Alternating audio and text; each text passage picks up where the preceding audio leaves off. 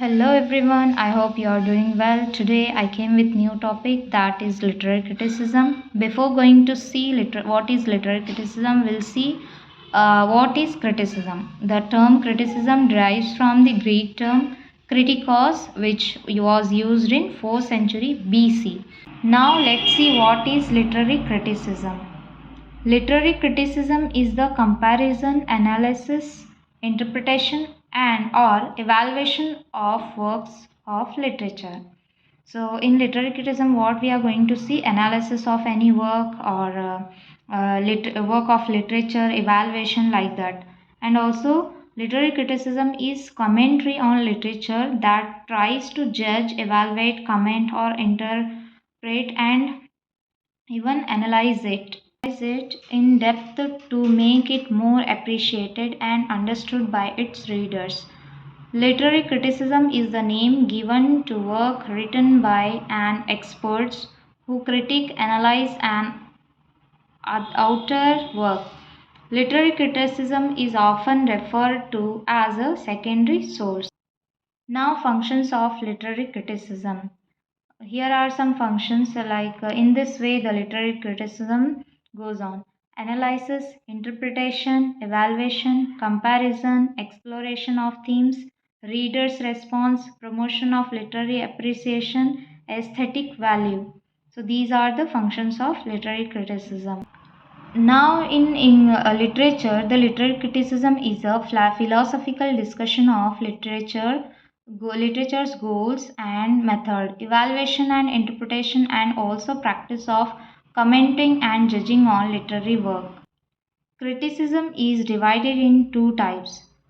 In many types, it is divided, and many type of criticisms. These here we can see that legislative criticism, appreciative aesthetism, cultural criticism, feminist criticism, new criticism, archetypal criticism. So these are other type of literary criticism, but here the theoretical criticism and practical criticism are very important. So first we'll see theoretical criticism. Theoretical critics devise the norms, rules, policies of writing, examining literature. So theoretical critics are, so in literature we have seen that many literary critics are there. So those critics are Plato, Aristotle, Longinus, Dante, Dryden, Ruskin, Coleridge. So these are the people who have worked on the theoretical critics. And next one is practical criticism.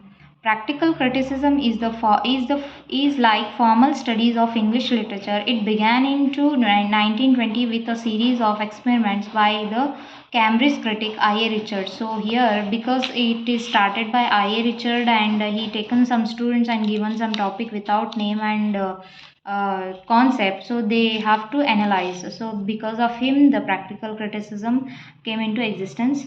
The main objective of his work was to encourage students to concentrate on words out sorry out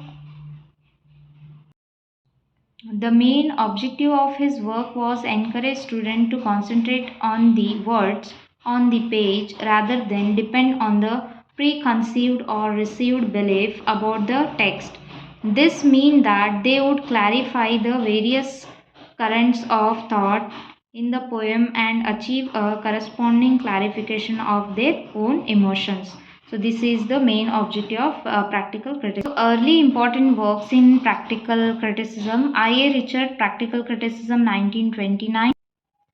William Epson, Seven Types of Ambiguity, which is written in 1930.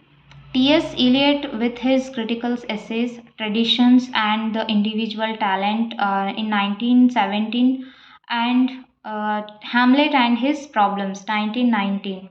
The Meaning of Meaning, 1923. The Principle of Literary Criticism, 1924. The Practical Criticism, 1929. Science and Poetry, Coleridge on Imagination, Minutiae of the Mind, The Philosophy of Rhetoric, Speculative Instrument. So these are the These all are the early works of practical criticism. How the criticism is done. So we can see that a book review published in a newspaper or online, review of a movie or album, overview of a literary work or an author's event, body of work. So this is about the criticism. So this is all about the literary criticism. So hope you will like this video. Do subscribe and comment for another videos and like it.